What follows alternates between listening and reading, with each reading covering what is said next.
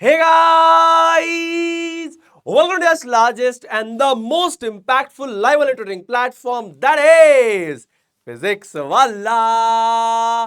तो मेरे प्यारे दोस्तों, मैं कामना करता हूं कि आप लोग बहुत ही ज्यादा स्वस्थ, मस्त और बेहतरीन से होंगे। तो मैं हूं आपका बड़ा भाई, आपका मेंटर, आपका गाइड सुनील भैया, और मैं आज आपके लिए लेकर आया हूं मेरे दोस्तों कार्बन एंड इट्स कंपाउंड्स। कौन सी सीरीज के अंदर? मास्टर प्लान सीरीज के अंदर। यानी इस पर्टिकुलर चैप्टर का सबसे बेस्टेस्ट मास्टर प्लान मैं आपको देने जा रहा हूं। कहां से पढ़ना है, क्या पढ़ना है, कैसे पढ़ना है, क्या क्या पढ़ना है, कितना कितना पढ़ना है, हर एक चीज मैं आपको बताने जा रहा हूं। ठीक है, so without wasting any more time let's start our session. ठीक है, तो अगर हम चैप्टर वेटेज की बात करें, है ना, सैंपल पेपर के हिसाब से, तो चैप्टर वेटेज हमारा क्या बनता है इस साल का, पहले वो समझ लेते हैं। तो देखिए, जब हम लॉन्ग आंसर क्वेश्चंस के अंदर जाते हैं, लॉन्ग आंसर क्वेश्चंस में जब हम जाते हैं, ठीक है, तो अब इसमें क्या है कि मैंने आपको बोला था और वाले सवाल भी आ रहे हैं, और इसी वजह से चैप्टर्स का जो वेटेज है वो वेरिएबल बन जाता है। अब अगर आप 34वें सवाल का पार्ट ए देखते हैं, तो वो एक नंबर का जो पार्ट है, एक पार्ट है, वो आपका कार्बन एंड इट्स कंपाउंड्स का है। लेकिन अगर आप इसी 34वें सवाल का, जब जो ए पार्ट है और उसी का फिर बी पार्ट है, तो जो बी पार्ट है वो आपका आ जाता है एसिड बेसिस एंड सॉल्ट्स में, 4 नंबर का।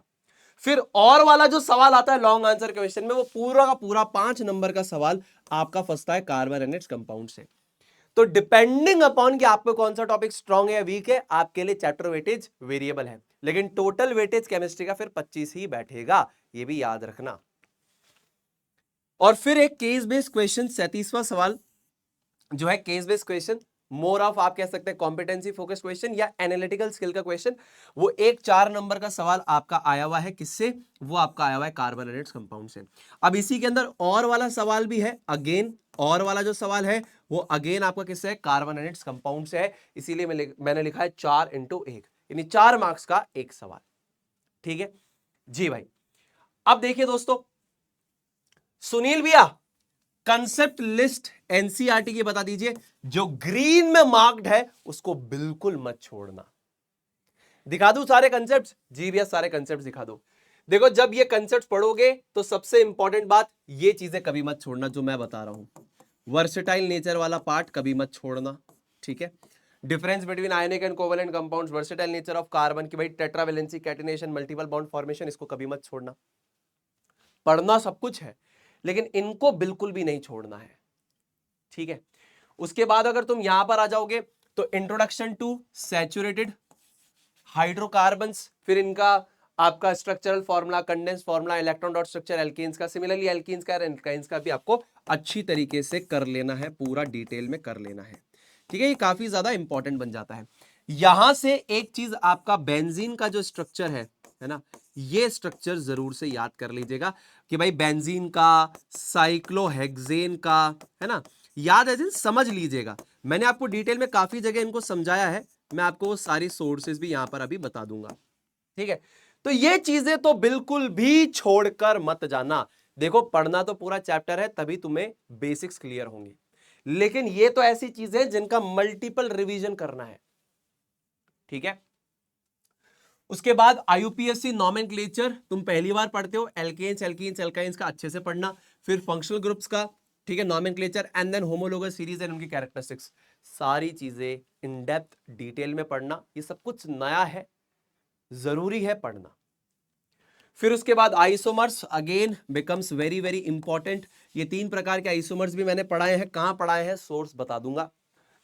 उसी प्रकार से फिर केमिकल प्रॉपर्टीज ऑफ कार्बन, मेरे दोस्तों यहां पर आपको सारा का सारा पढ़ना है अच्छे से।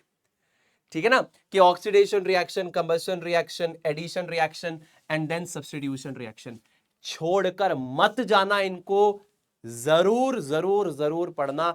ऐसा कोई सीबीएसई बोर्ड का पेपर या ओलंपियाड का पेपर नहीं बना जो chemical properties of carbon, important carbon compounds, ethanol and ethanoic acid, esterification, saponification and soap action, इनसे सवाल ना पूछे।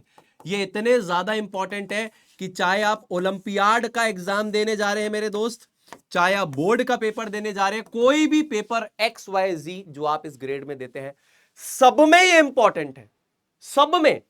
ठीक है, तो ये सारे टॉपिक्स मैंने लिस्ट डाउन कर दिए हैं, नोट्स आपको ऐप पे मिल जाएंगे, इनको डिटेल में आप लोग अच्छी तरीके से सारी चीजों को पढ़ लीजिएगा। ठीक है, ठीक है सुनील भाई। अब सुनील भैया, ऑफिशियल प्रिस्क्राइब्ड सोर्सेज क्या है पढ़ाई करने के, ऑफिशियल सोर्सेज क्या है, और फिर मैं जो सजेस्ट करूंगा वो क्या है वो भी बताऊंगा। ऑफिशियल सोर्सेज क्या है? सबसे पहला है मेरे दोस्तों एनसीईआरटी क्लास 10th की टेक्स्ट बुक, और दूसरी है एनसीईआरटी एग्जाम्पलर क्लास 10th की टेक्स्ट बुक। ये तो है एग्जाम्पलर प्रॉब्लम्स, और ये बेसिकली है आपके पास एनसीईआरटी की साइंस की टेक्स्ट बुक। सुनील भाई, मेरे पास तो सिर्फ ये वाली टेक्स्ट बुक है, ये मेरे पास नहीं है, क्या मैं खरीदूं? नहीं मेरे मित्र, आपको खरीदने की जरूरत नहीं है। अभी आप इंटरनेट पे बैठ के मेरा वीडियो देख रहे हैं, उसी इंटरनेट का आपको यूज करना है और इन लिंक्स पे जाना है ncrt.nic.in/textbook.php। इससे आपको कोई भी एनसीईआरटी की टेक्स्ट बुक जो आपको रेफर की गई है, कोई भी ग्रेड की, कोई भी चैप्टर, सब आप ऑनलाइन देख सकते हैं। मन करता है डाउनलोड करना है, डाउनलोड भी कर सकते हैं, ताकि बार बार इंटरनेट वेस्ट ना हो। Talking about exemplar problems, ncrt.nic.in/exemplar-problems.php, ये वेबसाइट आप जाकर खोलिए, या सिर्फ इतना भी लिख दीजिए NCERT exemplar problems official website. Website खुलेगी, अपना ग्रेड क्लास सेलेक्ट कीजिए, सारी टेक्स्ट बुक आपको मिल जाएगी। ठीक है, मैथ्स एंड साइंस के लिए अवेलेबल होती है, इनको आपको अच्छी तरीके से करना है। समझ में आ गई बात? जी भैया। चलो अब देखिए इन सोर्सेज से क्या क्या पढ़ना है इस चैप्टर के अंदर। कार्बन एंड इट्स कंपाउंड्स में इन पर्टिकुलर सोर्सेज से क्या क्या पढ़ना है सुनील भैया, ये बता दीजिए। मैं आपको बताता हूं दोस्त, देखिए सबसे पहला आपको पढ़ना होता है एनसीईआरटी, फिर दूसरा आपको पढ़ना होता है एनसीईआरटी एग्जाम्पलर, और तीसरा करना होता है आपको पीवाईक्यूज। ये प्रायोरिटी ऑर्डर होता है।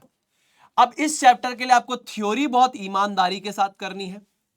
इस चैप्टर की NCERT activities related chemical equations and questions, याद रखिए इस चैप्टर का इतिहास रहा है कि इसकी एनसीईआरटी एक्टिविटीज से सवाल आते हैं और बहुत भयंकर और बेहतरीन सवाल बनते हैं, क्योंकि बहुत सारी एक्टिविटीज का तो एक्सप्लेनेशन है ही नहीं किताब में। तो वो सीबीएसई को जब हार्ड लेवल का पेपर बनाना होगा तो डेफिनेटली यहां से एक्टिविटी से सवाल पूछेगी, क्योंकि क्वेश्चन मार्क के फॉर्मेट में एक्टिविटी दे रखी है, तुम बैठ के ढूंढते रहो आंसर, और वो पूछेंगे बोर्ड में, उन्होंने पूछा भी है। तो याद रखना ये बहुत इंपॉर्टेंट बन जाता है। इसके इंटेक्स्ट एंड एक्सरसाइज के क्वेश्चंस भी तुम कर लेना, डिफरेंट है, थ्योरी से डिफरेंट बन जाते हैं, इसलिए इसके सवाल भी जरूरी हैं और इंपॉर्टेंट है। फिर कह रहा हूं थ्योरी से डिफरेंट है, इंटेक्स्ट और एक्सरसाइज के सवाल करने हैं। जब ये हो जाएगा ना राजा बेटा, तो आना यहां पे एग्जाम्पलर पे। एमसीक्यू प्रैक्टिस के लिए 29 सवाल है, फिर शॉर्ट आंसर क्वेश्चन है, कर लेना। सबसे इंपॉर्टेंट जिसको छोड़ना नहीं है, लॉन्ग आंसर क्वेश्चन। पेपर में भी आया है सवाल, सैंपल पेपर में, और हर साल आता है। एक्स ने रिएक्ट किया वाई के साथ, जेड बनाया, जेड ने रिएक्ट किया फिर ए बनाया, ए से फिर एक्स बना। अननोन वाले वेरिएबल वाले सवाल एग्जाम्पलर के लॉन्ग आंसर में दे रखे हैं। अभी दिखाऊंगा एग्जाम्पलर से डायरेक्ट सवाल सैंपल पेपर में आया हुआ है, दिखा दूंगा, अभी तुम्हें विश्वास भी हो जाएगा।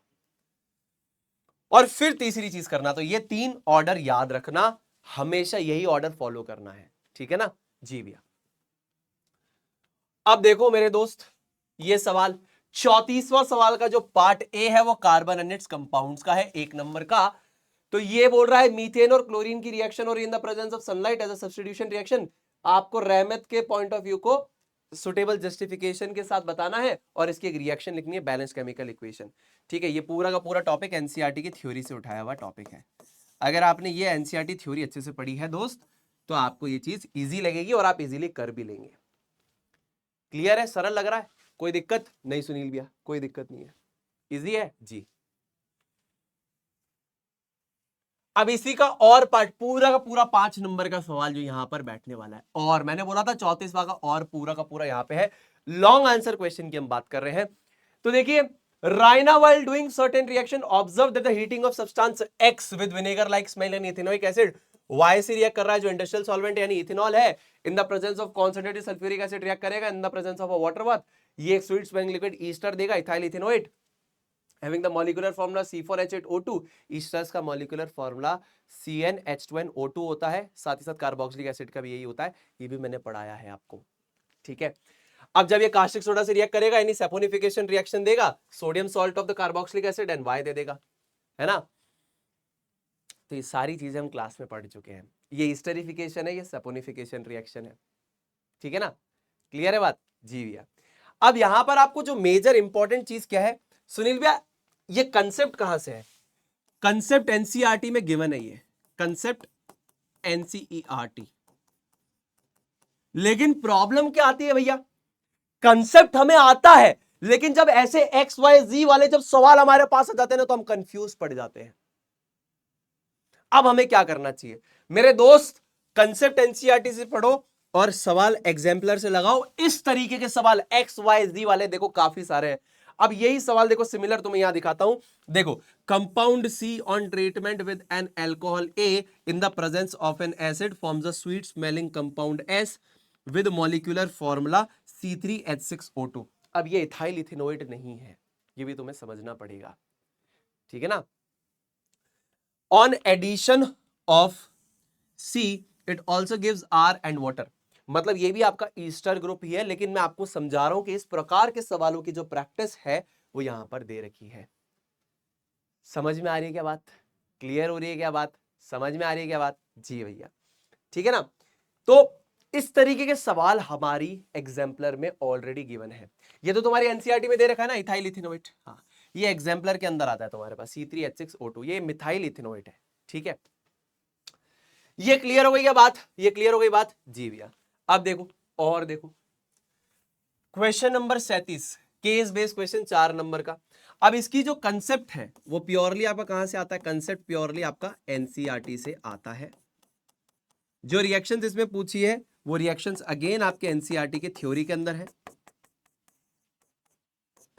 बट अगेन इस तरीके के सवालों के लिए मैं रिकमेंड करूंगा एनसीईआरटी एग्जाम्पलर। अगेन बोल रहा हूं X Y G A B C D ये बना वो बना, ये सब एग्जाम्पलर से करना। इसी का और पार्ट दिखाता हूं, एग्जाम्पलर में बिल्कुल एग्जैक्ट सवाल है, identify the compounds formed in these steps A formed in these steps if A is replaced with its next homologue. इसका नेक्स्ट होमोलॉग यहां पर क्या बनेगा, अब एक्चुअली में जो ए है यहां पर, ठीक है ना, सो ए जो है that is basically ethanol, that is basically A, ठीक है। तो इसका जो नेक्स्ट होमोलॉग हो जाएगा वो क्या हो जाएगा, प्रोपेनॉल, है ना। अब ये देखो प्रोपेनॉल से प्रोपेनोइक एसिड, इन सब की कन्वर्जन तुम्हारी कहां दे रखी है, एग्जाम्पलर में दे रखी है। तो ये सारी चीजें पहले ही मेंशन्ड है एग्जाम्पलर में, कंसेप्ट एनसीईआरटी से पढ़ना है, सवाल एनसीईआरटी के लगा लिए, फिर एग्जाम्पलर जरूर लगाना। तुम्हारे सामने लाइव एग्जांपल दे रहा हूं, देख लो, इसी क्वेश्चन को घुमा के इन्होंने यहां पूछा है, सवाल सारे के सारे दे रखे हैं। इथेनॉल टू इथीन की कन्वर्जन भी बोली थी, इथेनॉल टू इथीन की कन्वर्जन यहां पर भी दे रखी है, यहां पर पूछी भी है ये इथेनॉल टू इथीन, और सिमिलरली यहां पर भी दे रखी है। इसका जस्ट नेक्स्ट होमोलॉग यही है, दे रखा है, समझ गए। हाँ। अब सुनील भाई ये सब तो हो गया, अब आप हमें कुछ suggested videos for the best content बता सकते हैं क्या, बेस्ट कंटेंट, ठीक है ना, superlative form, good better best. तो यहां पर अगर आप देखेंगे तो देखिए मैं आपको पहले ही क्लियर कर दूं कि मैंने कहां पर किस किस लेवल का पढ़ाया हुआ है। उड़ान वाईटी पर बहुत सारे बच्चे डिमांड कर रहे थे एनसीईआरटी लेवल पढ़ाओ, तो जितना एनसीईआरटी में दे रखा है, जिस तरीके से दे रखा है, जो फ्लो है उतना बताया, थोड़ा बहुत और एक्स्ट्रा भी है, ऐसा नहीं कि बिल्कुल एक्स्ट्रा नहीं, एक्स्ट्रा भी है, बट एनसीईआरटी कवर्ड है। तो उसके लिए आप ये करेंगे NCERT all concepts plus activities, सिर्फ एनसीईआरटी को एग्जैक्ट इमिटेट करने के लिए। अब क्विक रिवीजन करना है बेस्टेस्ट वे में। देखो ये 4 घंटे 12 मिनट 37 सेकंड में तो एनसीईआरटी हो जाएगी। अगर तुम बिल्कुल फ्रेशर हो तो ये वीडियो में कहीं ना कहीं तुम्हें थोड़ा लगेगा यार मैं तो बिल्कुल फ्रेशर हूं, है ना, मुझे तो और ज्यादा बेसिक से पढ़ना है, तो उसके लिए भी मैं वीडियो बताऊंगा। अब ये सिर्फ एनसीईआरटी जिसको थोड़ा बहुत आता है और एनसीईआरटी का पूरा कवर करना है उसके लिए, बेस्टेस्ट रिवीजन करना है 2 घंटा 19 मिनट 36 सेकंड में, उसके लिए पीडब्ल्यू फाउंडेशन पे मैंने अलग अलग तरीके के वीडियोस बनाए, अलग अलग यूजर को समझते हुए। हर यूजर की अपनी एक डिमांड होती है और उस बेसिस पे मेरा सप्लाई आएगा। जिसको बिल्कुल आता है, सब कुछ मेरे से पढ़ चुका है बहुत बार, पेड बैच में या फ्री बैच में या यूट्यूब पे, भाई तू रिवीजन यहां से कर। जिसको चाहिए कि मेरे को एवरेज बच्चा हूं मैं, मीडियोकर कंटेंट है मेरा, मेरे को सिर्फ एनसीईआरटी से थोड़ा सा ऊपर पढ़ना है, एनसीईआरटी में से थोड़ी प्रॉब्लम है, समझ में नहीं आ रही, भाई मेरा ये वीडियो देख। अगर भाई ये कह रहे हो आप कि मेरे को कुछ भी नहीं आता, तो भाई फिर आप ये देखो 9 घंटा 8 मिनट 35 सेकंड में बिल्कुल जीरो से हीरो बनाया मैंने इस चैप्टर के अंदर। यहां पर इन डेप्थ कंसेप्ट्स को कवर किया है, एनसीईआरटी इंडेक्स कवर किया, एनसीईआरटी एक्सरसाइज कवर करी, लाइव एक्सपेरिमेंट कवर करा, एनसीईआरटी एक्टिविटी कवर करी, पीवाईक्यू कवर करा, सैंपल पेपर कवर करा, एनसीईआरटी एग्जाम्पलर प्रॉब्लम्स कवर करी। सैंपल पेपर में सवाल था ना यूपीएससी नॉमेनक्लेचर के ऊपर, ये देखो यहां पर एक नॉमेनक्लेचर का भी सवाल था, अगर तुमने ध्यान से देखा हो तो। ये नाम बताने थे, है ना, ये सब एनसीईआरटी के अंदर गिवन है, सब एनसीईआरटी के अंदर गिवन है, कंसेप्ट एनसीईआरटी। अब इसको मैंने बहुत अच्छे से बताया, एनसीईआरटी में तो बहुत ऊपर ऊपर से बता रखा है, अब इसको भी मैंने बहुत डेप्थ में कहां पर बताया हुआ है, बहुत ज्यादा डेप्थ में यहां पर बताया हुआ है, बिल्कुल एकदम खतरनाक डेप्थ में बता रखा है कि उससे तुम्हारा काम बन जाएगा, वो वाला डेप्थ है, ठीक है ना, किताब के हिसाब से वो डेप्थ हो गया, तुम्हारा काम अच्छे से बन जाएगा, तुम सब कर लोगे। तो ये 3 वीडियोस मैं सजेस्ट करता हूं, बाकी मेरे दोस्त आपके ऊपर है, आपको जो अच्छा लगे आप उसको पढ़ना। एज अ बड़ा भाई मैं आपको ये सजेस्ट करूंगा, अलग अलग यूजर के हिसाब से अलग अलग वीडियो, ठीक है। और उसके बाद बस आपको यही कहना चाहूंगा, थैंक यू बच्चों, इतना ज्यादा प्यार देने के लिए, इतना ज्यादा सपोर्ट करने के लिए, मेरी वीडियोस को देखने के लिए, अपना अमूल्य समय यहां पर देने के लिए, इसके लिए दिल से दिल से दिल से बहुत बहुत शुक्रिया आपका। परमात्मा आप पे कृपा बनाए रखे, आप इसी प्रकार पढ़ाई लिखाई करते रहें और एक अच्छे इंसान बनते रहें। तो इसी बात के साथ करते हैं दोस्तों इस वीडियो को यहीं पे अंत, मिलते हैं अब किसी और सीरीज में, किसी और तरीके के सेशन में। तब तक के लिए अपना ध्यान रखिए, खुश रहिए, stay healthy, stay awesome and always say जय जय फिजिक्स वाला। जय हिंद, जय भारत, वंदे मातरम।